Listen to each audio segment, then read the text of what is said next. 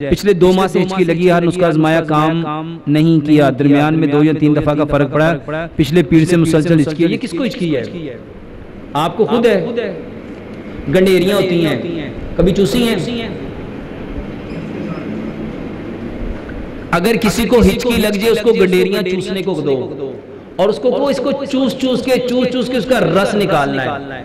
बेहतरीन इलाज है गंडेरियां, बेहतरीन इलाज। अगर इससे फर्क ना पड़े मेरा कार्ड ले लो, मुझे बाद में बात कर लीजिएगा।